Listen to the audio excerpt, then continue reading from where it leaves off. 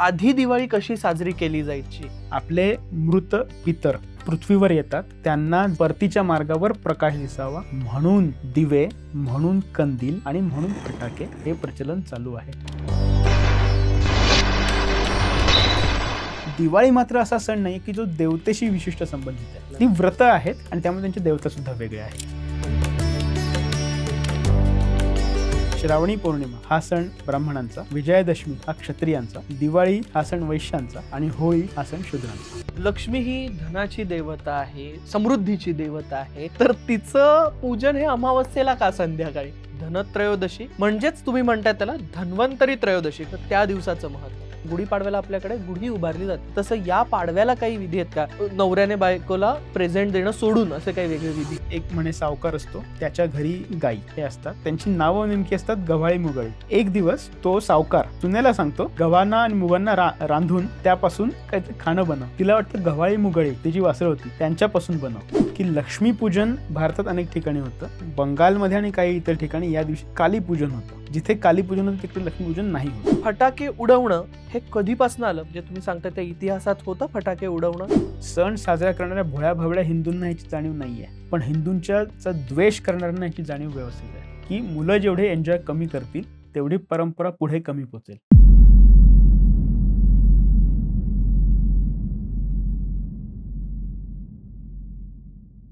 मंडळी, दिवाळी म्हटलं की आपल्या डोळ्यासमोर रोषणाई येते, फटाके येतात, फराळ येतो, आनंदोत्सव येतो. पण या दिवाळीचा इतिहास आपल्याला माहिती आहे का? नमस्कार, मी अमोघ वैद्य आणि स्वागत करतो तुमचं वैचारिक किडाच्या ऐतिहासिक गप्पांमध्ये. सगळ्यात पहिल्यांदा तुम्हा सर्वांना दीपावलीच्या खूप खूप शुभेच्छा. ही दीपावली आपण साजरी करतो, ज्यामध्ये धनत्रयोदशी असेल, वसुबारस आहे, भाऊबीज आहे, पाडवा आहे, हे साजरे करतो. त्याचा इतिहास नेमका काय, सांस्कृतिक आणि धार्मिक महत्व नक्की काय, हे आपण जाणून घेणार आहोत इतिहास अभ्यासक तन्मय केळकर यांच्याकडून. नमस्कार सर, सगळ्यात पहिल्यांदा वैचारिक किडाच्या ऐतिहासिक गप्पांमध्ये तुमचं खूप खूप स्वागत. धन्यवाद. आपण खरं तर ऐतिहासिक गप्पा असं ज्यावेळेस मी म्हणतोय त्यावेळेस पहिला प्रश्न डोक्यात येतो तो म्हणजे दिवाळी हा शब्द किंवा दिवाळी हा सण इतिहासामध्ये कधीपासून आपल्याला दिसतो? तो अगदी पूर्वापार दिसतो का नंतर त्याचं स्वरूप बदललेलं आपल्याला दिसतं? दिवाळीच्या बाबतीत असं आहे की ह्या इतक्या दिवसांना दिवाळी म्हटलं पाहिजे आणि हे अशा अशा प्रकारे साजरं केलं पाहिजे, ह्याचं एका कुठल्या तरी ग्रंथात किंवा एका कुठल्या तरी पोथीत आदेश दिला गेला आणि त्याप्रमाणे लोकांनी तसं पालन करायला सुरुवात केली असं झालेलं नाहीये. दिवाळीतला प्रत्येक दिवस हा एक वेगळं व्रत आहे. भारतीय हिंदू संस्कृतीत ज्याचे सण आहेत, ज्याला आपण आज सण म्हणतो, त्यातले काही सण हे मुळात व्रत आहेत, काही सण हे उत्सव आहेत आणि काही सण हे एक प्रकारे आपण म्हणू की भौगोलिक महत्व असलेले दिवस आहेत. उदाहरणार्थ नागपंचमी व्रत आहे, वटपौर्णिमा व्रत आहे, गणेश उत्सव हे व्रत आहे ज्याला आपण उत्सव म्हणून आता साजरा करतो. मकर संक्रांत हा भौगोलिक महत्व असलेला दिवस आहे. ठीक आहे. लक्ष्मीपूजन, धन्वंतरी त्रयोदशी ज्याला आता धनत्रयोदशी म्हणतो, गोवत्स द्वादशी ज्याला आता वसुबारस म्हणतो, ही सगळी व्रत आहेत. ठीक आहे. पितृपक्ष हे सगळे 15 दिवस हे व्रत आहेत, व्रत किंवा विधी आहेत. ठीक आहे. देवतांशी संबंधित जे जे सण आहेत, दत्त जयंती, गणेश चतुर्थी तर झालंच, गोकुळाष्टमी, हे त्या देवतेच्या पूजांची म्हणजे पुन्हा एक प्रकारे व्रतच आहे. तसं दिवाळीचं जर बघितलं तर दिवाळीत पहिले दोन जे मी म्हटलं, गोवत्स द्वादशी, धन्वंतरी त्रयोदशी ही व्रत आहेत. नरक चतुर्दशी हे सुद्धा व्रत म्हणता येईल, पण व्रत आणि उत्सव दोन्ही आहे. नरक चतुर्दशी आणि लक्ष्मीपूजन, त्याचं भौगोलिक सुद्धा महत्व आहे, त्याच्याकडे आपण थोडं येऊ.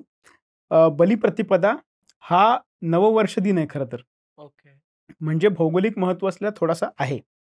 पुन्हा ह्यात दोन प्रकार पडतात. एक आहे शालिवाहन शक, आपल्या हिंदू दिनदर्शकांमध्ये दोन आहेत, शालिवाहन शक आणि विक्रम संवत. शालिवाहन शक हे साधारणपणे आता 2025 साल चालू आहे, त्याच्या वजा 78 करून जो आकडा येतो ते आहे शालिवाहन शक. विक्रम संवत म्हणजे अधिक 58 केल्यावर जो आकडा येईल ते आहे विक्रम संवत. भारताच्या वेगवेगळ्या भागात वेगवेगळ्या प्रकारे वेगवेगळ्या दिवशी ही कॅलेंडर्स फॉलो होतात. पैकी उत्तर भागात म्हणजे मध्य प्रदेश, राजस्थान, पंजाब, नेपाळ, वगैरे बऱ्याच भागात विक्रम संवत चालू होतं. विक्रम संवत मध्ये 2 प्रकार आहेत. एक आहे शारदीय किंवा कार्तिकीय विक्रम संवत आणि एक आहे वासंतिक किंवा चैत्र विक्रम संवत. काही भागांमध्ये विक्रम संवतची सुरुवात गुढीपाडवा मानतात.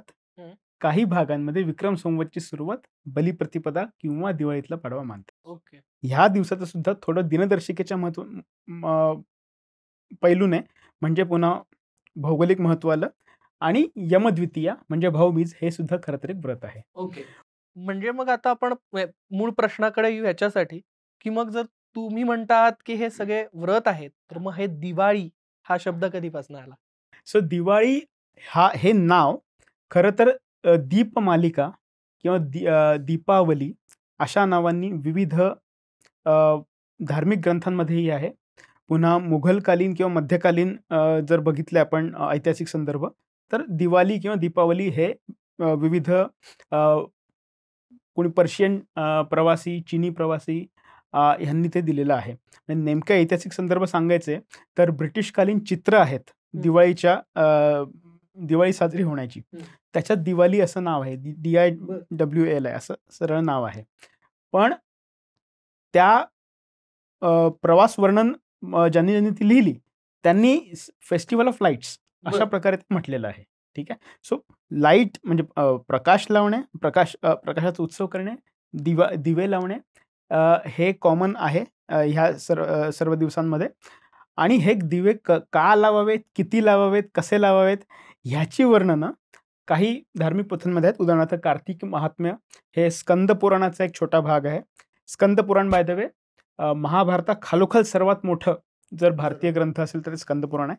स्कंद पुराणाचा एक छोटा भाग म्हणजे वैष्णवखंड त्यातला कार्तिक महात्म्य.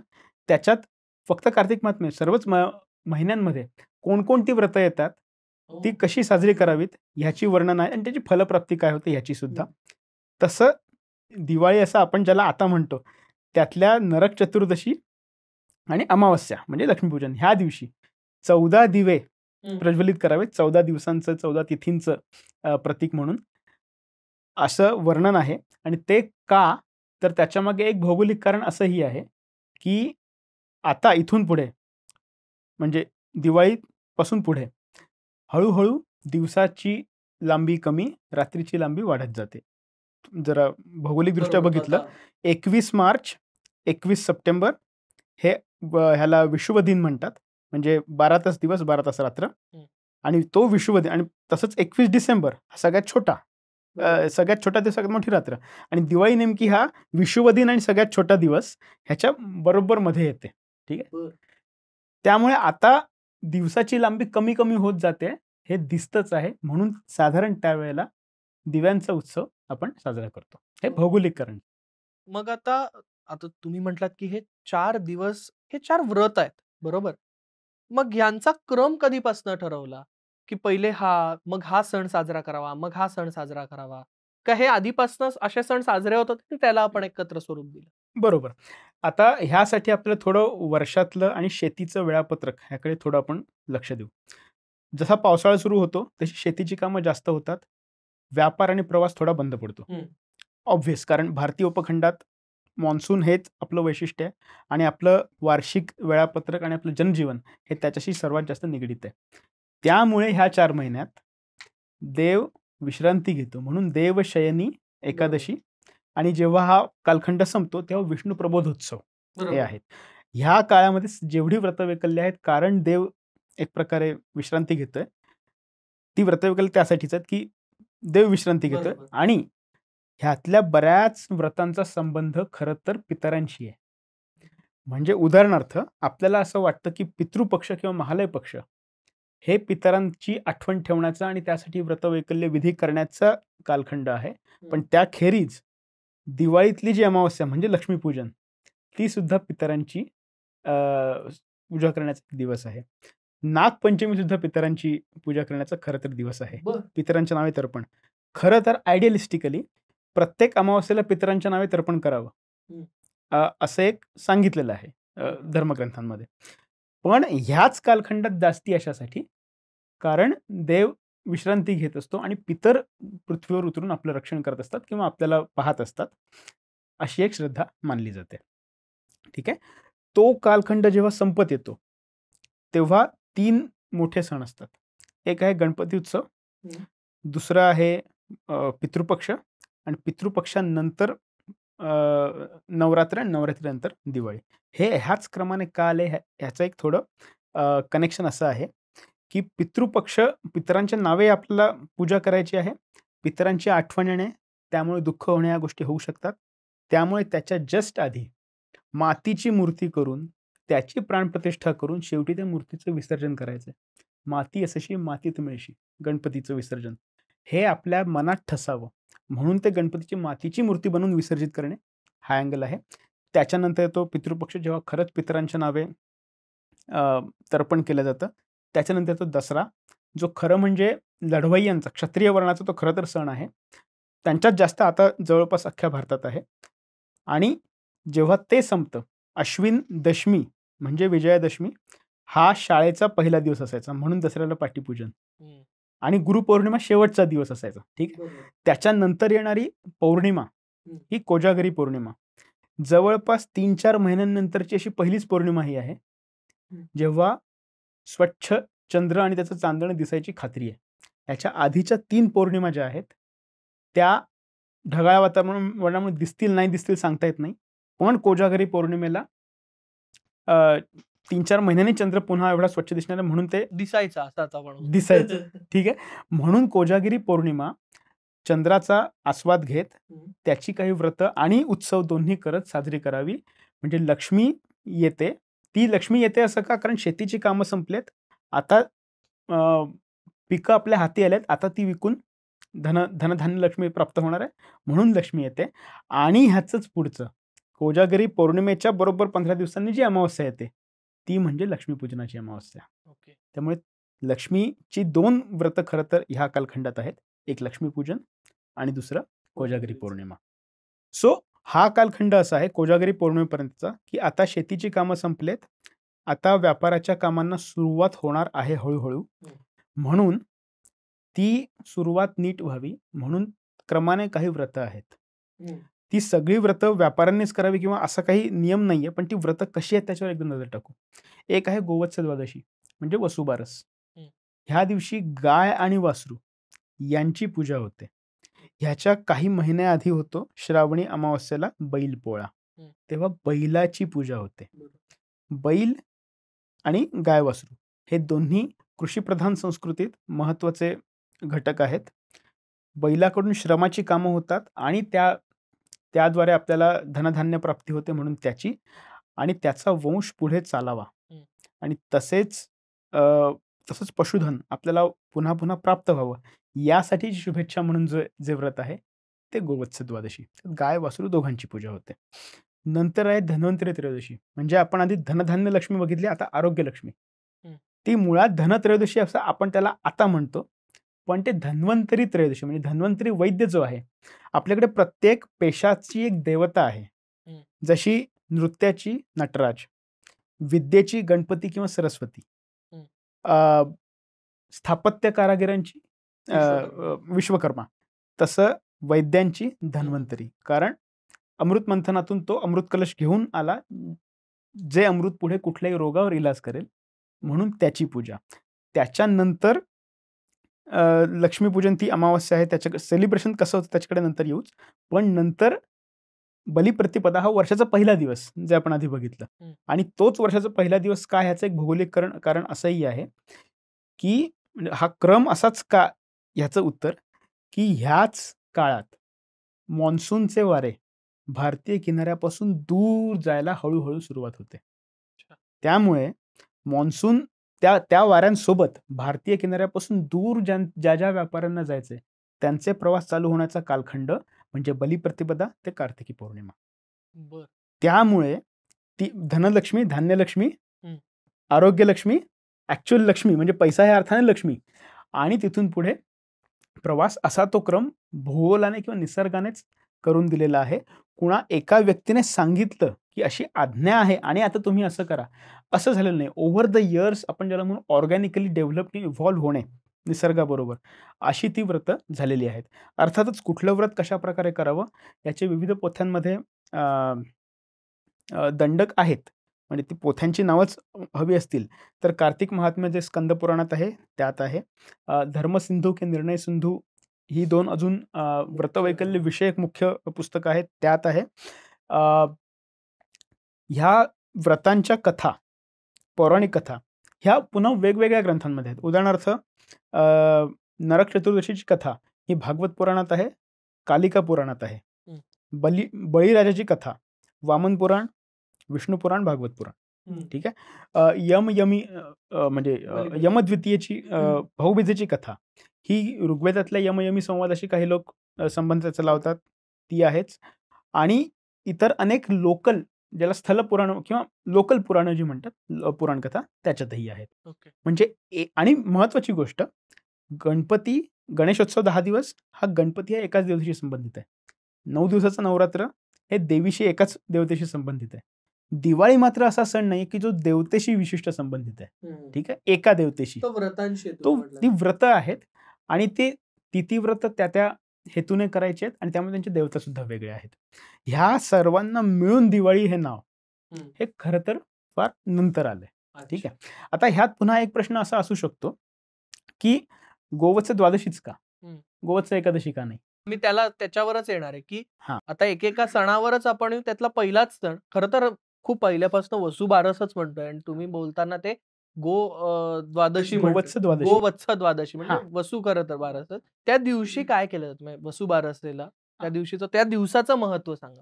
सो त्या दिवसाचं महत्व हे एक प्रकारे आपल्याला थोडंफार त्याच्या कथांमध्ये दिसतं की एक म्हणे सावकार असतो, त्याच्या घरी लेकी सुना, मुलं आणि गाई हे असतात. म्हणजे भरल्या घराचं जे प्रतीक असतं ते सगळं त्याच्याकडे असतं. एक दिवस आणि त्यांची नावं नेमकी असतात गव्हाळी मुगळी, त्या वासरांची नावं. एक दिवस तो सावकार सपत्नीक सगळ्यांसमोर, लेकी म्हणजे मुलं सुना सगळ्यांसमोर नातवंडांसकट देवळात जातो दर्शन घ्यायला आणि सुनेला सांगतो गव्हाच्या मुगाच्या म्हणजे गव्हांना आणि मुगांना रांधून त्यापासून काहीतरी पीठ बनव किंवा काहीतरी खाणं बनव. तिला वाटतं गव्हाळी मुगळी तिची वासरं होती त्यांच्यापासून बनव. मग तिने, अशी कथा आहे की त्या वासरांना मारून त्यांचं मांस शिजवलं. जेव्हा घरी आल्यानंतर सासूला हे कळलं की असा गैरसमज झाला तेव्हा तिला फार दुःख झालं आणि तिने देवासमोर व्रत असं केलं की जोपर्यंत ही गव्हाळी मुगळी जिवंत होत नाही तोपर्यंत मीही अन्न पाणी घेणार नाही आणि मीही प्राणत्याग करेन. मग लक्ष्मीने प्रसन्न होऊन आशीर्वाद दिला की ही पुन्हा जिवंत होतील आणि ह्यांच्या घरी गहू मूग म्हणजे धनधान्याची कधी कमतरता पडणार नाही. आणि ह्या दिवशी गाय वासरू ह्यांची जे पूजा करतील त्यांना सुद्धा धनधान्याची कमतरता कधी पडणार नाही. आता ह्यात कथेतून, आता कथा कशासाठी असतात की काहीतरी बोध त्यातून, त्याचे दरवेळी शब्दशः अर्थ घ्यायची गरज नसतातच घ्यायचे. ठीक आहे. बोध ह्याच्यातून असं आहे की भारतासारख्या कृषीप्रधान संस्कृतीत गाय वासराचा आणि कुटुंबाचा किती हृदय संपर्क आहे, संबंध आहे. एक आपल्या कुटुंबाचे सदस्य असल्यासारखंच गाय वासरांना वागणूक दिली जात असायची जेव्हा खरोखरच आपण कृषीप्रधान होतो तेव्हा. तो ह्यातून दिसतो. आणि ह्याला जोडून एक मुद्दा मी अजून सांगतो. गाय वासरू आणि भारत ह्यांचं नातं असं का आहे? गाय वासरू काही फक्त भारतात नाही आहेत, आफ्रिकेत आहेत, आग्नेय आशियात आहेत, चीनमध्ये थोडेफार, जपानमध्ये थोडेफार, हिमालयीन प्रांतात आहेत. पण गाय वासराचं महत्त्व जे भारतात आहे आणि गायीचं पूजन सुद्धा जे भारतात आहे ते अन्यत्र कुठेही नाही. ह्याचं एक कारण असं आहे की जगाचा जर तुम्ही नकाशा बघितलात लोकसंख्या घनतेच्या दृष्टीने, म्हणजे पर एरिया किती लोकसंख्या कुठे आहे, तर भारतात सर्वात जास्त लोकसंख्या घनता आणि सर्वात जास्त लोकसंख्या दोन्ही असं दिसतं. ह्याची 3 कारणं आहेत. नंबर 1 हिमालय पर्वत, नंबर 2 हिंदी महासागर आणि हिमालय पर्वत आणि हिंदी महासागर ह्यामुळे येणारा मॉन्सून आहे म्हणून पाणी आहे आणि नद्या आहेत. आणि नंबर 3 भारतापेक्षा जास्त पाणी असलेले मुलुख आहेत, पण त्या मुलुखांमध्ये गाय वासरू नसल्यामुळे त्या गाय ह्या प्राण्याचं डोमेस्टिकेशन पाळीव तलाव बनवणे आणि त्याचा शेतीसाठी उपयोग करणे ही गोष्ट जगाच्या इतिहासात भारतात सर्वात आधी झाली. म्हणजे एक 8-10 हजार वर्षापूर्वी किंवा त्याहून आधी. त्यामुळे भारतात शेतीचं उत्पादन घेणे, अन्नधान्य उपलब्ध असणे ही गोष्ट इतर कुठल्याही प्रांतापेक्षा लवकर झाली आणि गाय वासरू ह्या प्राण्यांचा मानवी जीवनाशी घनिष्ठात घनिष्ठ संबंध असणे ही गोष्ट फक्त भारतात आहे. एक उदाहरण देतो बाकी जगाची.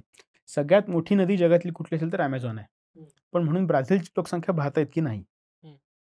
मॉन्सून भारताबाहेर थायलंड, कंबोडिया, इंडोनेशिया, मलेशिया आणि वर जपानपर्यंत आहे.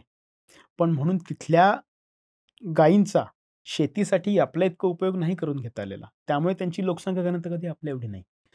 तिसरं, पाणी पण आहे, गायी पण आहेत, तरी सुद्धा लोकसंख्या घनता तेवढी नाही. याची उदाहरणं उत्तर अमेरिका.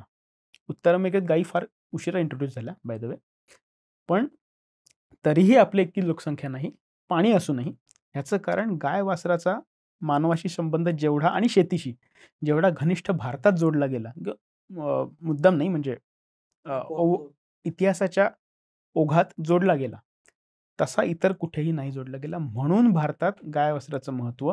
म्हणून फक्त दूध नाही, दुधापासून दही, दह्याचं ताक, ताकाचं लोणी, लोण्याचं तूप, हे अख्खी जी प्रोसेस आहे ही भारत सोडून आणि तर कुठेही नाही.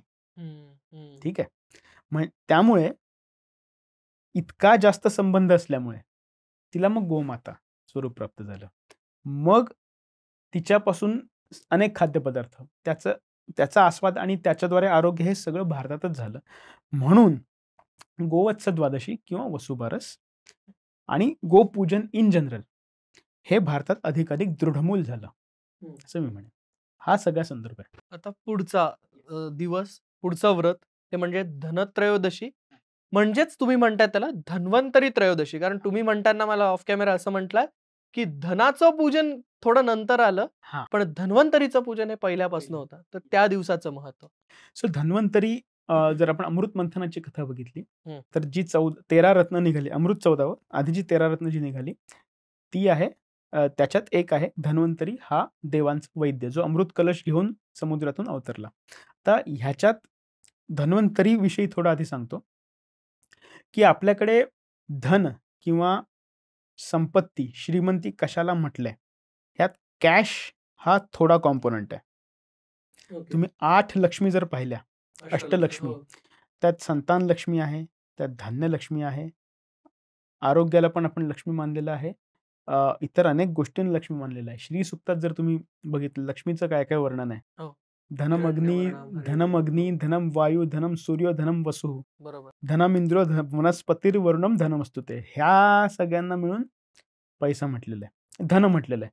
ह्याचं कारण असं आहे, हे जे सगळे कॉम्पोनंट आहेत, श्री संपत्ती कशाला म्हणा, हे सगळे जे पैलू आहेत, त्या प्रत्येक पैलूचा कॅश कॉम्पोनंटवर प्रभाव आहे. उदाहरणार्थ आरोग्य तुमचं नीट असेल तर तुम्ही कॅश म्हणून पैसा ज्याला म्हणतात तो कमवू शकाल. धनधान्य नीट असेल तर कॅश कमवू शकाल. बरोबर. ठीक आहे. विचार तुमचे नीट असतील तर तुम्ही पैसा नीट कमवू शकाल. ठीक आहे. नाहीतर म्हणून लक्ष्मी अनपगामिनी, ठीक आहे, अशी लक्ष्मी मला दे जी अपमार्गे जाणार नाही, कारण तसे विचार पण लागतात, तरच माणूस तसा श्रीमंत होईल. ह्या सगळा जो लक्ष्मी किंवा संपत्ती ज्याला म्हणतात, ह्याचा एक होलिस्टिक सर्वंकष विचार करून मग त्याप्रमाणे आधी गायीला महत्व, मग आरोग्याला महत्व, आणि मग ज्याला आपण ऍक्च्युअल लक्ष्मी म्हणतो, म्हणजे सोन्याचं नाणं ठेवतात लक्ष्मीपूजनाला, बरोबर, ते नंतर येतं. हा त्यामागे अँगल आहे. आता धन्वंतरीची पूजा कशी करावी ह्याचे पुन्हा वेगवेगळ्या पद्धतींमध्ये वेगवेगळे आहे. काही ठिकाणी असं आहे की धणे आणि गूळ यांनी धान्याच्या कोठीची पूजा करावी. पुन्हा ती धान्य लक्ष्मीच झाली. धन्वंतरीमध्ये धान्य लक्ष्मी पण त्यांनी आणली. काही ठिकाणी असं आहे, पुन्हा प्रांताप्रांतात, जिल्ह्यात, जाती संप्रदायात प्रथा बदलतात. ठीक आहे. म्हणजे बंगाली वैष्णव, बंगाली शाक्त वेगळ्या प्रकारे करेल, किंवा मराठी वारकरी आणि मराठी समजा लिंगायत वेगवेगळ्या प्रकारे करेल. करणार तर नक्की आहे. पंक्तीमध्ये एक नाणं, तेल आणि वातीसोबत नाणं सुद्धा ठेवून त्याचा दक्षिणेला तोंड करून यमदीपदान एक प्रकारे, यमद्वितीयेचं वेगळं, भाऊबीजेचं वेगळं, हे सुद्धा धनत्रयोदशीची सुद्धा प्रथा सांगितली आहे. सो व्हॅरिएशन्स आपल्याकडे विविधता भरपूर आहे, पण धन्वंतरी हा एक समान आहे. मग त्या दिवशी धन घ्यायचं असतं का नसतं, आणि धनाची पूजा करायची का धन्वंतरीची? म्हणजे हा डॉक्टर्सचा पण सण आहे का, असं म्हणायला हरकत? डॉक्टर्सचा सण तर सगळ्यात मोठा आहे हा. ठीक आहे, म्हणजे तशा प्रकारे साजरा होत नाही, पण तशा प्रकारे साजरा केला पाहिजे. पण त्या दिवशी मग धन घेऊ शकतो, कारण आता ती प्रथा आली म्हणून मी हा नाही, आता घेऊ शकतो की नाही, आता ग्रंथात सांगितले त्याप्रमाणे डिपेंड्स, तुम्ही ग्रंथांना किती मानता. पण ह्या दिवसांमध्ये धन घ्यावं किंवा धन नाही घ्यावं ह्यासाठी पण पुन्हा प्रांतानुसार फरक पडतो. पुढचा नरक चतुर्दशी. सकाळी लवकर उठायचं, अभ्यंग स्नान करायचं, आणि मग पुढे काही विधी आहेत. तर नरकासुराची गोष्ट तर माहितीच आहे, ती तर तुम्ही परत सांगालच. पण आता हे सगळे दिवस तुम्ही बघाल तर एकतर सकाळी उठल्यानंतर पहिले वसुबारस असेल, धनत्रयोदशी तर थोडे संध्याकाळी पूजा केली जाते, लक्ष्मी पूजन सगळं संध्याकाळी. पहाटे म्हणजे सूर्य उगवण्याच्या आधी याचं पूजन आहे. हे शक्यतो भारतीय संस्कृतीमध्ये खूप कमी सण असतील की ज्याचं अगदी ब्रह्ममुहूर्तावरच सण साजरे करायचे, व्रत साजरे करायचं. तर हे का? ह्याच्या मागे आधी पुराण कथा सांगतो की श्रीकृष्णाच्या राज्यात अशा तक्रारी यायला लागल्या की नरकासूर, त्याचं नाव भौमासूर असं पण आहे, बाय द वे, नावाचा एक राक्षस आहे, ज्याने त्या प्रागज्योतिषपूर ह्या प्रांतात, म्हणजे आजचा पूर्व आसाम ह्या प्रांतात नागरिकांचं जगणं नरक करून ठेवलेलं आहे. नरक करून म्हणजे काय, तर त्याला जी विवाहित अथवा अविवाहित स्त्री चांगली वाटेल तो तिचं अपहरण करून तिला एक प्रकारे हॅरम ज्याला म्हणतात, हॅरम ह्या नाव पुराणात नाहीये पण ज्याला म्हणतात तशा प्रकारे तो कैद करून त्याला हवं तेव्हा भोगण्यासाठी ठेवायचा, भोगदासी म्हणून. आणि त्यामुळे स्त्रियांचं बाहेर पडणंच मुश्किल झालं. तर स्त्रियांचं बाहेर पडणं मुश्किल ज्या ज्या देशात असतं ते देश नरकासमानच होतात. बरं, पुन्हा असं होतं की तो Narakasura out of the blue नव्हता आलेला, त्याने तपश्चर्या करून वर प्राप्त करून घेतला होता. त्यामुळे त्याला हात लावायची देवांची सुद्धा शक्ती राहिली नव्हती. ठीक आहे, आता माणसांचं झालं, त्याने अप्सरा, नागकन्या, देवींवर नजर टाकायला चालू केली. मग विष्णूला, कृष्णरूपी विष्णूला प्रार्थना देवांनी केली की याचा बंदोबस्त करा. मग कृष्णाने त्याच्या राज्यावर स्वारी केली, पण त्याला असलेल्या वरामुळे एका मर्यादेपुढे कृष्णालाही काही करता येईना. मग कृष्णाबरोबर काय होतं त्याचं वर, त्याचा काय होतं हे प्रत्येक पुराणात थोडं वेगळं आहे, पण एक वर असा होता की तुला कुठल्या देवाकडून मृत्यू येणार नाही. आता कृष्ण तर देव झाला, ठीक आहे, पण स्त्रीकडून मृत्यू येणार नाही असं तर नव्हतं म्हटलेलं. त्यामुळे शेवटी नरकासुराचा मृत्यू ज्याच्यामुळे झाला तो सत्यभामेकडून झाला. आणि सत्यभामेकडून नरकासुराला तर मारलं, पण पुढे त्याने अपहरण केले स्त्रियांचं काय, त्यांच्या माहेरचे आणि त्यांच्या सासरचे, त्यांना परत घ्यायला तयार नव्हते. मग श्रीकृष्णाने त्यांचा रक्षणकर्ता म्हणून पती या अर्थी त्या 16,100 स्त्रियांना तो पती म्हणजे रक्षणकर्ता ह्या अर्थी झाला. त्या सगळ्यांसोबत श्रीकृष्णाने शरीर संबंध केला असा काही मूळ कथेतला अर्थ नाही. आता त्याचा संबंध नरक चतुर्दशी सणाशी कसा आला, तर नरकासुराला कितीही नंतर त्याने पाप केले वर असा होता की मृत्यू क्षणी तुला काही वरदान हवं असेल तर मागता येईल. वरदान त्याने असं मागितलं की वर्षात एक दिवस माझ्या नावे असा असावा जिथे माझं नाव घेतल्याशिवाय तो सण साजरा होऊ शकत नाही. मग त्याला वर दिला की तो म्हणजे नरक चतुर्दशी, आणि तुमच्या आयुष्यात नरक होऊ नये, तुमचं आयुष्य नरक होऊ नये यासाठी तुम्ही 14 दिवे त्या दिवशी लावावेत, असं पुन्हा स्कंद पुराणात ही कथा आलेली आहे. आता ह्याच्या सुद्धा पद्धती काही ठिकाणी वेगळ्या आहेत. उदाहरणार्थ महाराष्ट्रात कारेट नावाचं फळ नरकासुराचं प्रतीक म्हणून पायाखाली चिरडतात. ठीक आहे, म्हणजे नरकासुराला मारलं याची आठवण. आता कारेटच फळ का, दुसरं कुठलं का नाही माहित नाही. पुन्हा प्रांताप्रमाणे ते फळं पण बदलतात किंवा प्रतीकं पण बदलतात.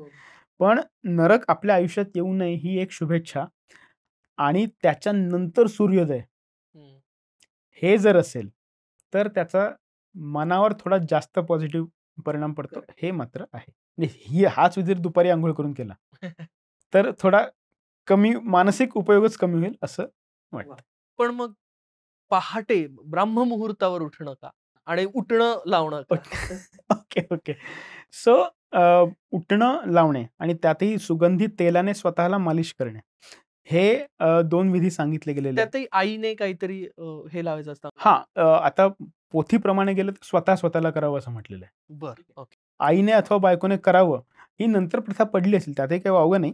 पण पोथीप्रमाणे जर जायचं म्हटलं तर स्वतःला लावावं असं म्हटलेलं आहे. बरं, सुगंधित तेल उठणं आणि नंतर स्नान किंवा अभ्यंग स्नान हे काही फक्त त्या दिवशी नाहीये बाय द वे. बरं. असे इतर अजून 3 दिवस आहेत.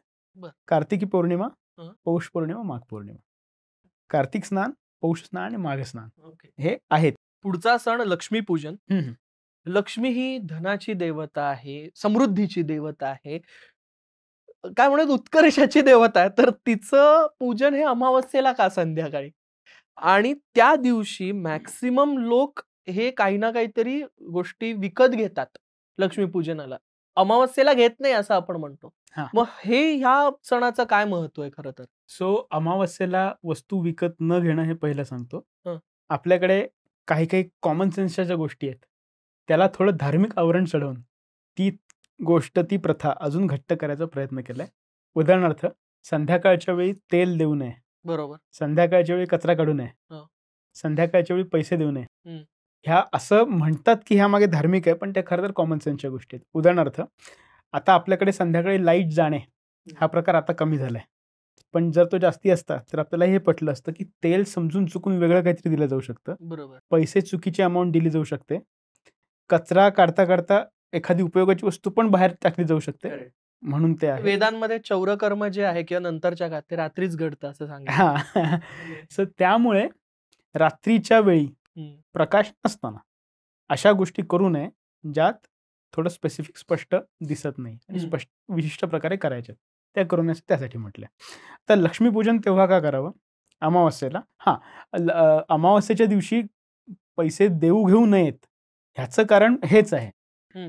अमावास्या आहे, कितीही तुम्ही दिवे लावलेत, आय मीन पणत्या. हां. कितीही तुम्ही पणत्या लावल्यात, तरी सुद्धा नेमकी जिथे अमाउंट देवघेव करायची आहे, तिथे गडबड होऊ शकते. त्यामुळे घेऊ नये, हे कॉमन सेन्सच्या अंगाने सांगतोय.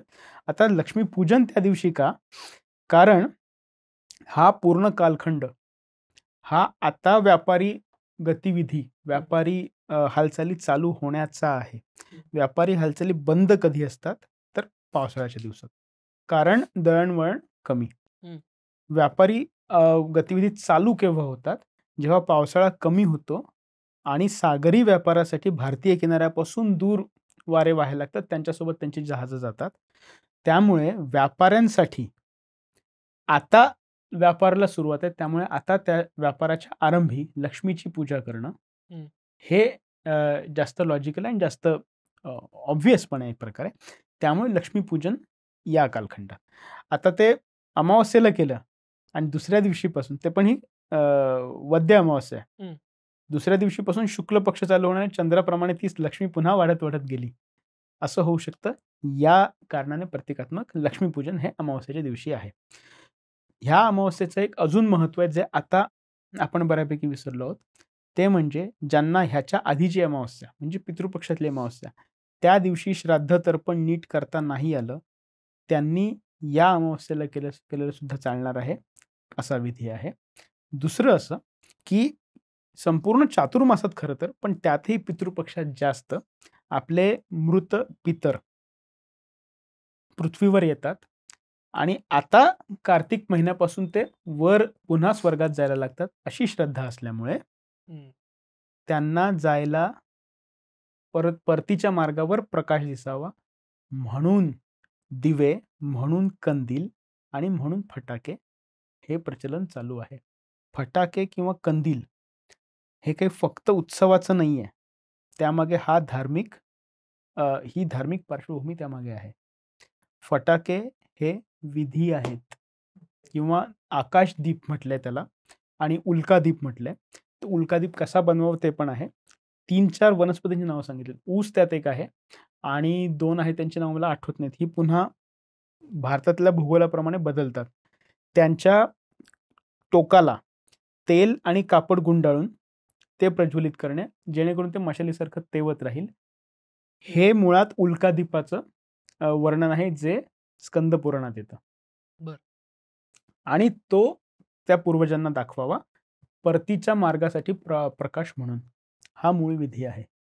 सो ह्याचा तर्पणाशी संबंध आहे. हे जोपर्यंत आपण लक्षात घेत नाही तोपर्यंत दिवाळी ही कशासाठी आहे ह्याचं आपलं पूर्ण आकलन झालेलं नाही. ठीक आहे. बरं, लक्ष्मीपूजनाशी 2-3 अजून इंटरेस्टिंग पुराण कथा आहेत ज्या महाराष्ट्रात थोड्या कमी परिचित आहेत म्हणून सांगतो. की एक राजा असतो ज्याच्या 4 मुली असतात. त्या 4 मुलींना तो एकदा एक प्रश्न विचारतो की तुम्हाला हे जे धनधान्य मिळतं, तुमचं पालनपोषण होतं, कोण करतं? 3 मुलींनी उत्तर दिलं की पालनपोषण अर्थातच तुम्ही करता. 4थीने उत्तर दिलं की माझ्या भाग्यात जे असेल ते होतं. ते उत्तर राजाला आवडलं नाही. त्याने मुद्दाम तिचा विवाह एका गरीब जंगलात झोपडीत राहणाऱ्या ब्राह्मणाशी लावून दिला. ठीक आहे. विवाह लावल्यानंतर ती गरीब घरात गेली आणि तिने नवऱ्याला मात्र एक गोष्ट सांगितली होती. आपल्या घरात आत्ता कितीही कमी पैसा असू दे, तुम्ही रोज जेव्हा घरी परत याल तेव्हा रिकाम्या हाती येऊ नका. एक दिवस त्याला बाकी काहीच मिळालं नाही. तो रस्त्याच्या कडेला पडलेला रिकामा साप घेऊन घरी आला. मेलेला साप घेऊन घरी आला. तिला एक प्रकारे दुःख झालं की आज काहीच मिळालं नाही, पण आनंद ह्याचा झाला की आपण सांगितलेला नवरा ऐकतो. कुठल्याही स्त्रीसाठी आनंदाचीच गोष्ट असते ती. तर तिने तो मेलेला साप हा घराच्या छपरावर टाकला. त्याच्या दुसऱ्या दिवशी असं झालं की राजा आंघोळीला गेला असताना त्याने त्याचा हार काढून नदीच्या काठी ठेवला आणि नदीत आंघोळीला गेला. एका ससाण्याने येऊन तो हार उचलला आणि तो उडून गेला. उडता उडता जंगलात ह्या जोडप्याच्या घराजवळ आला. त्याला वरून तो साप दिसला मेलेला, जे त्याचं खाद्य आहे.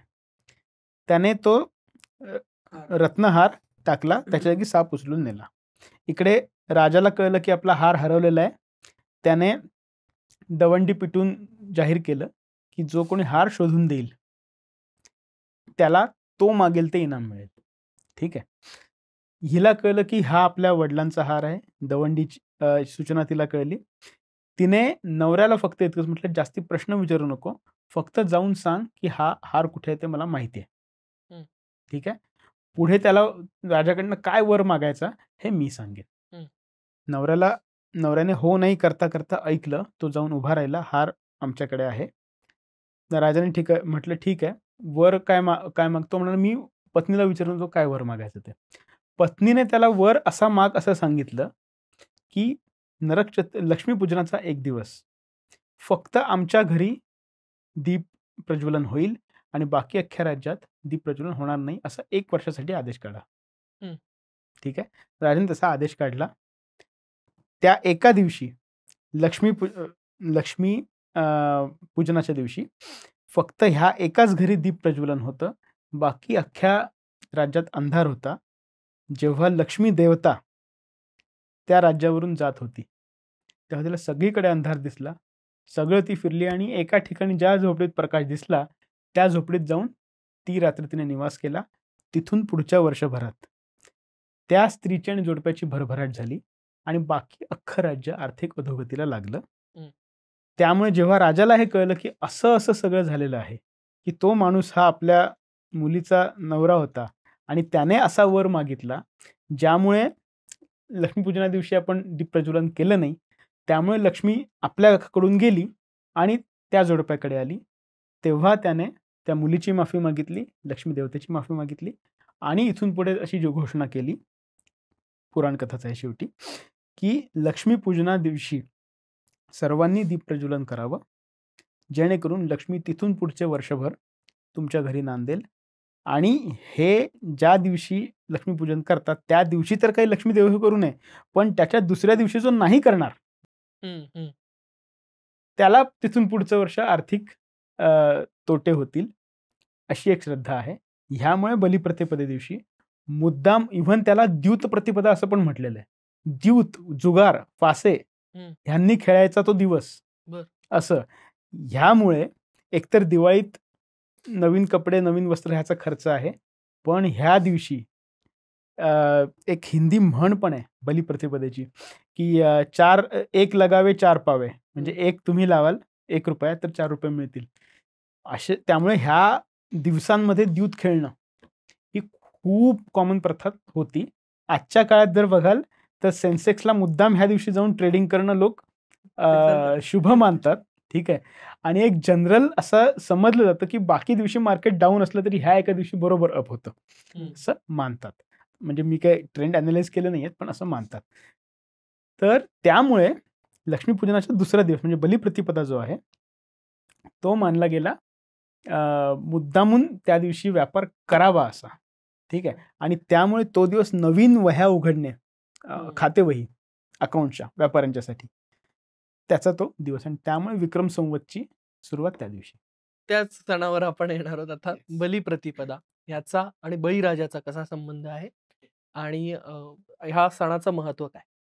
तर ह्या सणाचं महत्व असं पौराणिक पहिले सांगतो की बळीराजा हा खरं म्हणजे भक्त प्रल्हादाचा नातू आणि त्याने सर्व देवांचा पराभव करून स्वर्ग पृथ्वी पाताळाचं राज्य जिंकून घेतलं. आता हे राज्य जे जिंकून घेतलंय बळीने आणि त्याच्यानंतर देवांच्या नावे होम हवन आहुती देणं बंद केलंय, त्याच्यावर उपाय म्हणून विष्णूला देवांनी विनंती केली बळीकडून राज्य परत मिळवा. मग तो बटू वामनाच्या रूपाने गेला, त्रिपाद भूमी त्याने मागितली.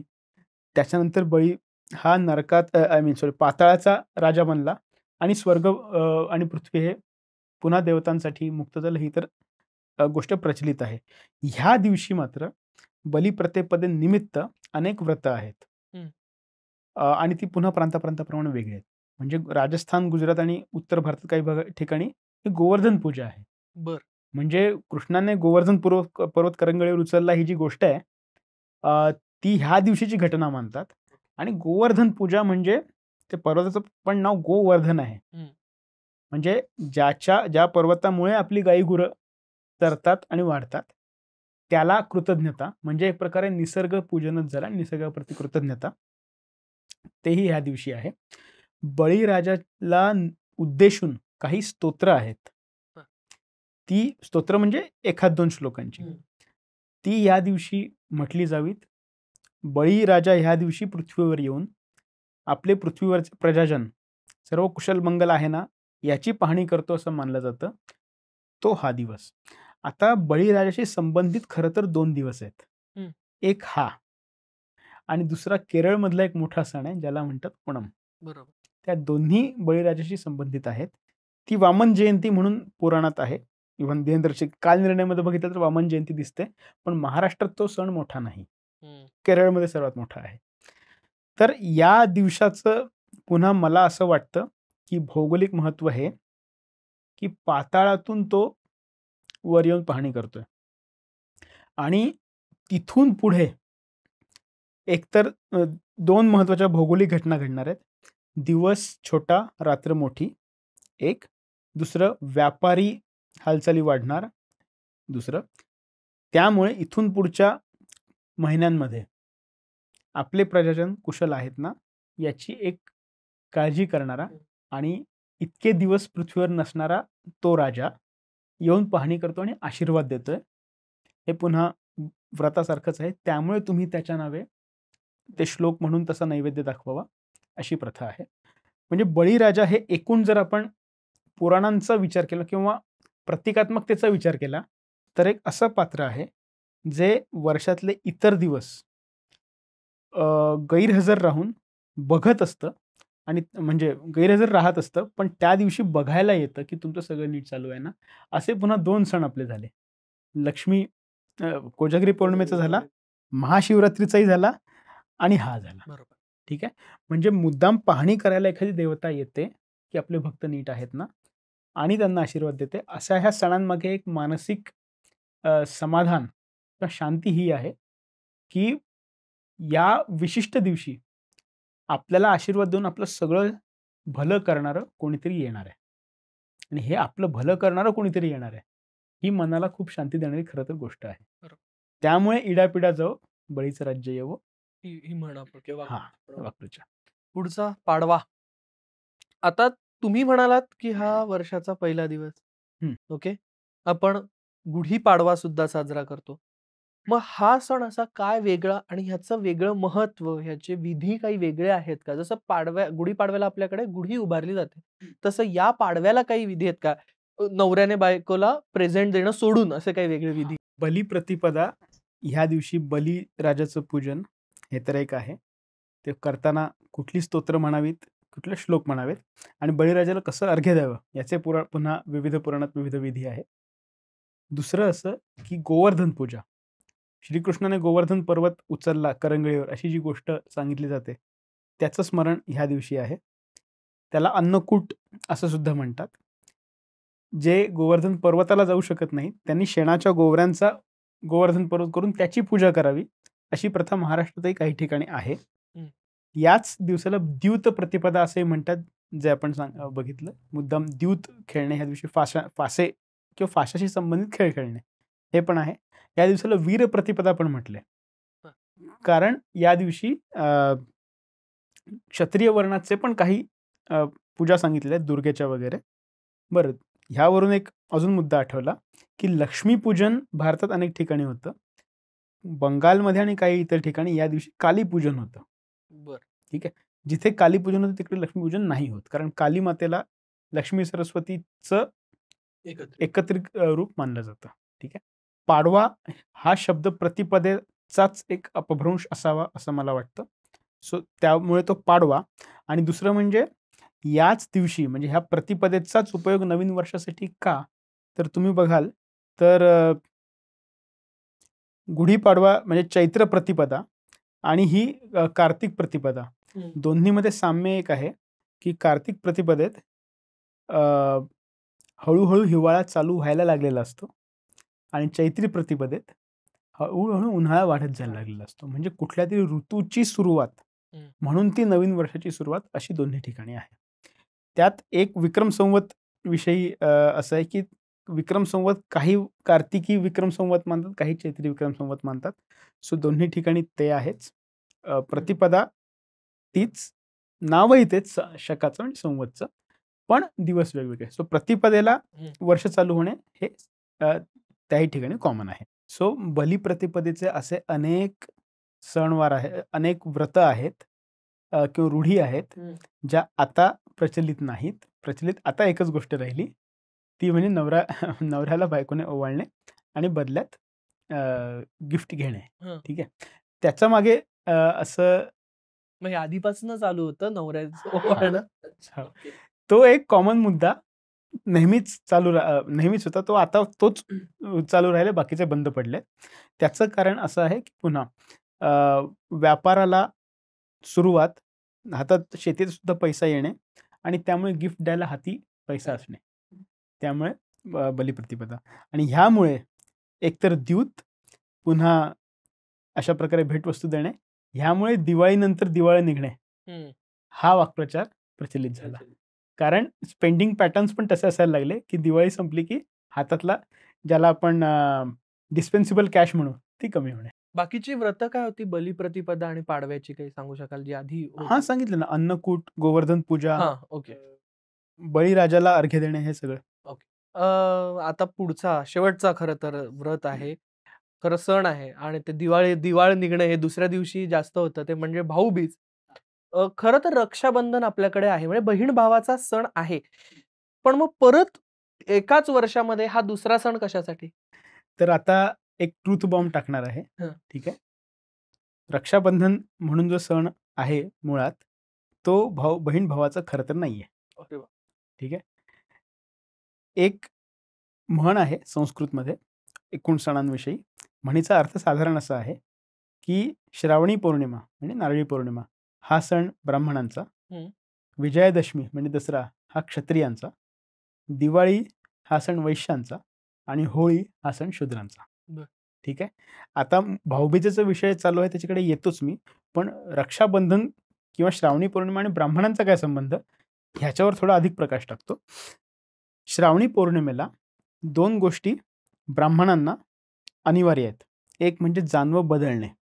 जानवं बदलण्याचा विधी आहे जो श्रावणी पौर्णिमेला करणं क्रमप्राप्त आहे. एक. दुसरं म्हणजे तुझं रक्षण होवो असा आशीर्वाद देऊन ब्राह्मणांनी इतर सर्वांना बांधण्याचं सूत्र आहे ते म्हणजे रक्षाबंधन आहे. ते बहिणीने भावाला तू माझं रक्षण कर असं म्हणून बांधायचं नाहीये. ब्राह्मणांनी इतर सर्वांना तुझं रक्षण हो असा आशीर्वाद देऊन बांधायचं ते सूत्र आहे. म्हणून त्याला रक्षाबंधन नाव पडले आणि त्या सणाला. ठीक आहे. सो त्याचे बहीण भावाशी संबंध खरं तर फार उशिरा जोडला गेला. तो खरं तर सावकारांना किंवा मालकांना नोकरांनी बांधणं हे पण आहे. तुम्ही आमचं रक्षण करा. आता भाऊबीजेकडे येऊ. थोडं अजून मगाचं सांगतो की हे जे 4 वर्णांचे म्हणून सण सांगितलेत, वर्णांचे सर्वात मोठे सण म्हणून, ते नंतर त्याचं सण स्वरूप बदलत गेलं. आता सर्वांचेच ते सण झालेत. विजयादशमी क्षत्रियांचा कशाला, तर आधीचे 4 महिने युद्धाच्या ऍक्टिव्हिटीज बंद असतात. पावसाळ्यात भारतीय उपखंडात युद्ध होत नाहीत. बरोबर. इव्हन बांगलादेशावर स्वारी करण्यापूर्वी इंदिरा गांधींनी म्हटलं सॅम मानेकशॉंना की करा चढाई. ते म्हणाले पावसाळ्यात संपेपर्यंत काही केलं करणार नाही. त्याचंही हेच कारण, लष्करी हालचाली कठीण. वैश्यांचा दिवाळी कशामुळे, कारण आता व्यापारी हालचालींना वेग येणार असतो. बालीचं किंवा समुद्री व्यापाराचं पण बघितलं आणि इतर पण, त्यामुळे तो वैश्यांचा. आणि होळी हा शूद्रांचा अशासाठी, कारण त्या दिवशी बोंब मारणे किंवा इव्हन थोडे शिव्याशाप किंवा थोडं सेक्शुअल इम्प्लिकेशन्स असलेली गाणी ही त्या एका दिवसापुरती सभ्य मानली जातात किंवा ॲक्सेप्टेबल मानली जातात. आणि हे असं वर्तन इतर कुठल्या दिवशी करू नये. आणि इतर कुणी केल्यास ते जास्ती सभ्य मानलं जाऊ नये आणि ते शूद्रांना अधिक शोभतं अशी त्याकाळी समजूत असल्यामुळे तो सण शूद्रांचा मानला गेला. त्या दिवशी होलिका दहन जे आहे ते पुन्हा राक्षसीचं दहन आहे, एका प्रतिकात्मक राक्षसीचं दहन. त्यामुळे जरी त्याला दहन म्हणजे एक प्रकारे नाश असं म्हणत असले तरी ते राक्षसीचं आहे, जसं दसऱ्याला रावणाचं होतं. त्यामुळे तेव्हा बोंब मारणं की ही राक्षसीयता संपली, ही दुष्प्रवृत्ती संपली असं म्हणून ते आहे. त्यामुळेही ते शूद्रांची म्हणजे पुन्हा बोंब मारणं हा जो हे जे प्रघात आहे त्याच्याशी त्याचा संबंध जोडला गेला. त्यामुळे होळी सण त्यांचा मानला गेला, त्यांचा सर्वात मोठा सण मानला गेला. आता येऊ भाऊबीजेकडे. सो भाऊबीज हे पण ह्याच्यात विधी असा आहे, म्हणजे व्रत ह्या दृष्टिकोनातून, की यमराज म्हटल्यावर लोकांना रेडा आणि मृत्यू 2 गोष्टी आठवतात. खरं यम शब्दाचा अर्थ आहे टू रेग्युलेट, कंट्रोल, यमन. ठीक आहे. म्हणजे एखादी गोष्ट मर्यादेबाहेर जाऊ नये अशी सोय करणे म्हणजे यम. ठीक आहे. मग तो त्याचा मृत्यूशी का संबंध जोडला गेला, तर एक प्रकारे मृत्यू आहे म्हणून जग रेग्युलेट होतंय हे पण आहे. मग एखाद्याच्या पाप पुण्याचा लेखाजोखा ठेवणे हे यम आणि चित्रगुप्त मिळून करतात अशी आपली श्रद्धा आहे. त्यामुळे पण तो यम ह्याच्याशी संबंध जोडला गेला. यम ह्या देवतेशी. यमदेवतेची बहीण यमुना किंवा यमी दोन्ही नावं येतात. त्या बहीण भावाचं संवाद सुक्त असं ऋग्वेदात येतं, पुढे इतर पुराण कथांमध्ये येतं. आणि मुळात बहीण भावांच्या प्रेमाचा असा हाच एक सण आहे. त्यातही खास करून विवाह करून सासरी गेलेल्या बहिणींच्याकडे भावाने दुपारचं जेवलं पाहिजे, इतर ठिकाणी दुपारचं जेवू नये ह्या दिवशी, जेणेकरून ये जा कायम राहील. यासाठी हा सण आहे. आता आजच्या काळात बहीण भाऊ ठीक आहे, वाहतुकी साधनं आज जास्ती आहेत, पण आता लाईफ एकूण आयुष्यच खूप धकाधकीचं झाल्यामुळे इतर वेळी भेटणं होईल न होईल, ह्या दिवशी एक व्हावं, हा आजच्या काळातही रिलेव्हंट असलेला एक पैलू आहे. आणि त्या काळाच्या दृष्टीने सांगायचं झालं तर वाहतुकीची साधनच एवढी कमी आहेत की लांबच्या गावी जावं लागतंय, तर ते इतर दिवशी जमलं तर ह्या दिवशी तरी केलं जावं, ह्यासाठी हा सण आहे. या सणात सुद्धा बहीण भावांनी मिळून यमाला अर्घ्य देणे, यम आणि चित्रगुप्ताच्या नावे, आणि त्यांच्याकडून आरोग्य ऐश्वर्य मागणे, हाही विधी ह्यात आहे, परंपरेने आहे. आता फक्त एकमेकांकडे जाऊन भेटणे, जेवण आणि भेटवस्तू हे शिल्लक राहिलं असलं तरी हा त्यात मूळ विधी सुद्धा आहे. हे झाले आता दिवाळीचे दिवस. ह्यामध्ये पण जे महत्वाचं असतं, तुम्ही आकाश कंदिलाबद्दल तर सांगितलंच, पण त्याबरोबर सांगता तुम्ही फटाके असं म्हटलं. हे फटाके उडवणं हे कधीपासून आलं, म्हणजे हे आपल्याकडं जे तुम्ही सांगता त्या इतिहासात होतं फटाके उडवणं, का नंतर ऍड झालेलं आहे? फटाके हे खरं तर दिवाळीत एकदम प्राचीन काळापासून चालू होते. असं म्हणायला प्राचीन काळात फटाकेच नव्हते. सो मध्ययुगात चीनमध्ये पहिल्यांदा फटाक्याचा शोध लागलाय आणि तो हळूहळू तुर्क किंवा मुघलांद्वारे फटाके हा प्रकार भारतात आला. मध्ययुगात मात्र गेली 500-700 वर्षापासून फटाके हे दिवाळीत उत्सव म्हणून वापरले जातात. म्हणजे आधीपासून आहे. हां, मध्ययुगापासून आहे, प्राचीन काळापासून नाही. ओके. तर ते तसे का वाजवले जातात? कारण फटाके हे जनरल कुठल्याही उत्सवात वाजवणं हे फटाक्यांचा आवाज आणि त्याने निर्माण होणारे वातावरण बघून कोणालाही वाजवावेसे वाटतील. त्यामुळे फटाके आजही काही दिवाळीपुरते मर्यादित नाहीयेत. कधी भारत मॅच जिंकला तरी आपण फटाके वाजवतो. आपल्या गल्लीतला भाई निवडणूक जिंकला की त्याचे पंटर फटाके वाजवतात. ठीक आहे. फटाके उत्सव म्हणून वाजवायला काहीच हरकत नाही. कारण दिवाळी हा सण आणि म्हणजे उत्सव आणि व्रत हे दोन्ही आहे. व्रत म्हणून ते काही कंपल्सरी नाही. आता आपण प्राचीन बघितली, मध्ययुगीनचंही तुम्ही सांगितलं. हे सगळ्याचं एकत्र करून आधी दिवाळी कशी साजरी केली जायची? मग हे 4ही दिवस आज आपण म्हणतो की नाही की दिवाळी आली की मग बाहेर पडून सामान आणणं पासनं, ते कंदील लावणं, लाईट्सच्या माळा लावणं पासनं कशी आधीच्या काळात साजरी केली जायची आणि आता त्याचं स्वरूप कसं बदलत गेलं? सगळ्यात मोठा आणि सगळ्यात पहिल्यात दिसेल असा फरक म्हणजे 1000 वर्षापूर्वी दिवाळीत फटाके नव्हते. दुसरं असं की दिवाळीमध्ये व्रतांचं थोडं अधिक महत्त्व होतं आणि उत्सवाचा भाग थोडा कमी होता. तिसरी महत्त्वाची गोष्ट दिवाळीसोबतच खास करून व्यापारी कुटुंबांमध्ये व्यापाराला निघतानाची जी लगबग किंवा कुठल्याही लांबच्या प्रवासाला पुढे काही महिने तो घरापासून दूर असणार आहे म्हटल्यावर जी लगबग असते ती दिवाळीसोबतच पॅरलली चालताना दिसायची. अच्छा, म्हणूनच मग ह्या काळामध्ये घराला रंग देणं, घरातली साफसफाई करून ठेवणं, हे याचमुळे असेल? म्हणजे ते आधीच करून ठेवायचं म्हणजे वर्षभर पुन्हा ते कर्त्या पुरुषाने शक्य आहे, शक्य आहे. ठीक आहे. चौथं असं की दिवाळी हे नाव 1000 वर्षापूर्वी प्रचलित होतच किंवा नाही हे मला खात्रीने माहित नाही. ठीक आहे. पण दिवे लावणे, दीपआवली किंवा दीपमाला किंवा दीपमालिका हे लक्ष्मीपूजन, नरक चतुर्दशी आणि बलिप्रतिपदा ह्या दिवशी नक्की होतं. धनत्रयोदशी आणि गोवत्स चतुर्दशीला कदाचित ते नसावं. ओके. ठीक आहे. आणि भाऊबीजेला सुद्धा असावं असं म्हणायला हरकत नाही. सो आधुनिक आणि प्राचीन मधला हा फरक सांगता येईल. आपण व्रत तर बघितलीच की काय काय होत होतं. ह्या सगळ्यांकडे एक सणांचा एक अभ्यासक, इतिहास अभ्यासक म्हणून तुम्ही कसं बघता? म्हणजे बदललेलं स्वरूप तुम्हाला पटतं आणि त्याचं आणखीन बदलत जाणारं स्वरूप तुम्हाला पटतं? नक्कीच. कारण आपल्याकडे कधीही सण किंवा कुठलं व्रत अशाच प्रकारे केलं पाहिजे किंवा अशा प्रकारे न केल्यास काहीतरी मोठं पाप लागतं, असं जवळपास कुठल्याच व्रत किंवा उत्सवाबाबत नाहीये. पुन्हा कुठलं व्रत कशाप्रकारे साजरं होणार, हे त्या भूगोलानुसार आणि संप्रदायानुसार किंवा जातीनुसार सुद्धा बदलत जातं. त्यामुळे ते वैविध्य आपलं होतच आहेच आणि राहील. सो त्याच्याविषयी काही दुमत असायचा प्रश्नच नाही. एक मात्र माझं मत असं आहे, की आता सणांचं जास्तीत जास्त धांगड-धिंगाकरण होत चाललंय सगळ्याच. गणेशोत्सव सुद्धा मुळात एक गणेश भक्तीचं व्रत होतं. त्याला आपण पूर्ण डीजे डॉल्बी करून टाकलेलं आहे. तेही करायला माझं हरकत काही नाहीये, कारण तो मुळात राजकीय उत्सव टिळकांनी केला. तर आता त्याचं राजकीय तसं झालेलं आहे. पण सणांचं मूळचं जे पावित्र्य आहे, तेच टिकवावं आणि बाकी काही करू नये असं माझं मत नाही.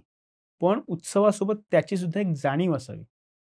ह्याचं कारण सांगतो, की पितरांचा आपण जेवढे आभार मानले पाहिजेत, एक हिंदू म्हणून, तेवढे मानण्यात आपण फार कमी पडतोय असं मला एक इतिहासचा विद्यार्थी, अभ्यासक तर तुम्ही मला फार मोठा शब्द वापरताय. पण विद्यार्थी म्हणून मला असं वाटतं, कारण जगाच्या इतिहासाकडे जर नजर टाकली, तर आपल्या मूळ स्वरूपात अजूनही टिकलेली एकमेव संस्कृती ही भारतीय संस्कृती आहे. चीनी संस्कृती खरं तर होती. माओच्या 30 वर्षात ती बुडाली. इजिप्शियन, इराणी, इस्लामी आक्रमणात बुडाले. ग्रीक संस्कृती अशीही बुडाली. पुढे त्याला ख्रिस्ती संस्कृतीने टेक ओव्हर केलं. मध्य युरोप, उत्तर युरोपात जे मूळचे केल्टिक, गॉथिक किंवा अन्य स्थानिक संप्रदाय होते, स्लाव्हिक वगैरे, त्या सगळ्यांना पुढे ख्रिस्ती कुठल्या ना कुठल्या चर्चने गिळंकृत केलंय. टिकलोय फक्त आपण. आणि ते टिकलोय, किती टिकलोय? तर जवळपास 10 कोटी ही लोकसंख्या मारले गेलेल्यांची. हम्म. विस्थापितांची, गुलामांची गणती नाही. हे सगळं होऊन सुद्धा आपल्या पूर्वजांनी हिंदूपणा टिकवला म्हणून तो आजपर्यंत आपल्यापर्यंत पोचला. तर असं असताना पूर्वजांचे, पितरांचे आभार खरं तर रोजच मानले पाहिजेत, पण किमान पितृपक्ष आणि दिवाळीत नक्की मानले पाहिजेत. आणि हा पितृपक्ष किंवा पितरांचे आभार हा पैलू आपल्या दिवाळीच्या उत्सवामध्ये कुठेही आता येत नाही, जो आधी होता. मुळात खरं तर आकाशकंदील आणि फटाके दोन्ही हे पितरांसाठी आहेत मुळात. पण आज आपल्याला ही जाणीव राहिलेली नाही आणि ती खरं तर असली पाहिजे. बाकी कोणाला असो नसो, भारतीयांना तर असली पाहिजे. दुसरं अजून एक महत्वाची गोष्ट अशी की पितरांची पूजा ही फक्त खास करून आशियाई संकल्पना आता उरलेली आहे. इस्लामी आणि ख्रिस्ती जे समाज झाले त्यांच्यात खरं तर पितरांचा दुस्वास केला जातो. खरं तर इतकं हे म्हणजे ओपनली हे बोललं जात नाही, पण ख्रिस्ती होण्यापूर्वी किंवा मुस्लिम होण्यापूर्वीचे जे आपले पूर्वज आहेत ते कायम, ते चांगले असो अथवा वाईट, ख्रिस्ती किंवा मुस्लिम नसल्यामुळे नरकात सडण्याच्या लायकीचे आहेत, असं ऑन अन ॲव्हरेज ख्रिस्ती आणि मुस्लिम समाजांमध्ये मत आहे. त्यामुळे पितरांचा आदर ठेवावा हे फक्त भारतीय हिंदू, आशियाई बौद्ध ह्याच देशांमध्ये ही भावना आहे आणि ती आपल्याला अधिकाधिक जोपासली पाहिजे. ह्याचं कारण आता मी स्वतः वडील झाल्यानंतर मला जास्त लक्षात आलंय, पूर्वी नव्हतं, की एखादं लहान मूल वाढवताना किती कष्ट आईबाबांना पडतात ते मुलाला आठवत नाही. 3 वर्षाच्या आधीचं आपल्याला काय आठवतं, ठीक आहे, पण मूल वाढवणं हे किती चॅलेंजिंग टास्क आहे मुळात. ते सगळं करून ते आपल्याला वाढवताना असं एक पिढीचं सांगतो, अशा किती पिढ्या आधीच्या नीट पालन पोषण करून मग तेव्हा आपण आजची आपली पिढी आलेली आहे. ह्याचे ऋण असलेच पाहिजे. त्यामुळे 3 ऋण सांगितले आपल्या संस्कृतीत: ऋषी ऋण, पितृऋण, देवऋण. देवऋण कारण देवाने ही सगळी सृष्टी बनवली. ऋषी ऋण कारण त्या ऋषींनी ज्ञान संपदा निर्माण केली जी आपल्यापर्यंत पोहोचवली. आणि पितृऋण कारण सर्व पितरांद्वारे आपलं एक प्रकारे लिनिएज, वंश हा आपला कायम राहिला आणि मग त्यात पुढे आपला जन्म झाला. ही सगळी परंपरा इतक्या हजारो वर्षांची ही आज आपल्यात आहे. या कारणाने हे 3 ऋण सांगितलेले आहेत आपल्या संस्कृतीत आणि त्याचं इतर कुठल्याही संस्कृतीपेक्षा भारतात जास्त महत्त्व आहे, कारण टिकलेली संस्कृती आपण एकच आहोत. बघा, सण हे एक माध्यम आहे आपली संस्कृती मुलांपर्यंत आणि पुढच्या पिढीपर्यंत पोहोचवण्याचं. एक उदाहरण देतो. अद्वैत तत्वज्ञान आहे, ठीक आहे, की अहम ब्रह्मास्मी, हे सगळं जग मिथ्या आहे, माया आहे, सर्वांमध्ये एकच आत्मा भरलेला आहे. हे मी नुसतं बोललो तरी तुम्हाला बोर होईल, पण हे बोलण्याऐवजी कृती आपण अशी केली काही. उदाहरणार्थ, भजन संपल्यानंतर वारकरी एकमेकांच्या पाया पडतात, कारण सर्वभूती एकच परमेश्वर आहे हे कृतीतून दाखवणे. किंवा चुकून एखाद्या वस्तूला पाया लागला की आपण आपसुक नमस्कार सवयीने करतो. आपल्याला हे बिंबलंय मनात की देव सर्वत्र आहे म्हणून तो करतो. ते ओव्हरऑल जे ग्रंथातलं तत्वज्ञान आहे ते आपल्या वागण्यात उतरवणं हे 2 गोष्टीद्वारे होतं. त्यातली एक आहे दैनंदिन जीवनातल्या सवयी, दुसरं आहे सण उत्सव. सण उत्सवांद्वारे जर हे मुलांपर्यंत पोचलं तर ते जास्त काळ त्यांच्या मनावर बिंबलं जातं. त्यामुळे असे सण उत्सव ज्यात लहान मुलं जास्ती एन्जॉय करतात, त्या सणांचं इतर कुठल्याही सणापेक्षा जास्त महत्त्व आहे. सण साजरा करणाऱ्या भोळ्या-भाबड्या हिंदूंना ह्याची जाणीव नाहीये, पण हिंदूंचा द्वेष करणाऱ्यांना ह्याची जाणीव व्यवस्थित आहे, की मुलं जेवढे एन्जॉय कमी करतील तेवढी परंपरा पुढे कमी पोचेल. त्यामुळे सर्वात जास्त टीका त्याच सणांवर होते जिथे मुलं जास्त एन्जॉय करतात, म्हणजे दिवाळी, रंगपंचमी किंवा होळी आणि गणेशोत्सव. ज्या मुलाने लहानपणीपासून हे बघितलंय की मूर्ती घरी आणताना काय उत्साह असतो, पुढे त्याची सजावट किंवा इतर विधी करताना काय उत्साह असतो आणि विसर्जन करताना जे दुःख असतं, हे प्रत्येक मुलाने लहानपणीपासून महाराष्ट्रातल्या अनुभवल्यामुळे गणपती बाप्पा ह्या गोष्टीशी त्याची एक भावनिक नाळ जोडली गेलेली आहे. ती भावनिक नाळ तशीच दिवाळीची पण आहे, तशीच इतर सणांची, खास करून हे 3 सण ह्यांची आहे.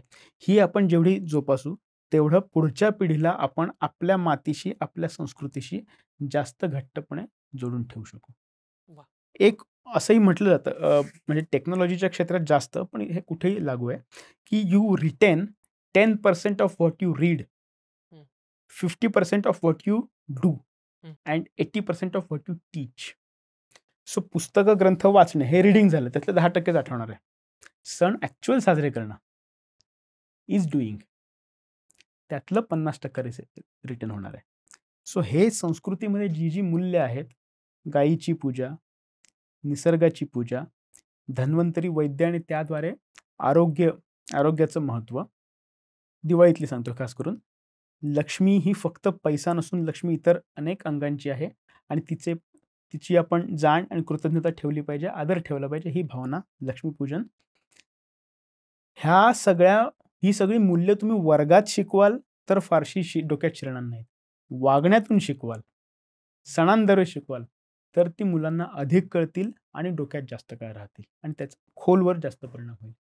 ह्यासाठी ह्या जाणीवेतून फक्त दिवाळीच नाही, वर्षभरातले सगळेच सण मुद्दाम तसे साजरे केले पाहिजेत, ज्याने आपला हिंदूपणा टिकेल आणि भारतीय संस्कृती टिकेल. हे माझं एकूण सणांविषयी मत आहे. क्या बात आहे. थँक्यू सो मच, तुम्ही आलात आणि या दिवाळीच्या खरं तर पावन पर्वावर दिवाळीचा इतिहास आणि खरं तर शेवटचा प्रश्न आणि त्याच्या आधीचा प्रश्न बघितला तर दिवाळीचं भविष्य, अशा दोन्ही विषयी तुम्ही बोलात. त्यासाठी खूप खूप धन्यवाद. तुम्हाला एकदा दिवाळीच्या हार्दिक हार्दिक शुभेच्छा. सर्व प्रेक्षकांना सुद्धा दिवाळीच्या खूप खूप शुभेच्छा.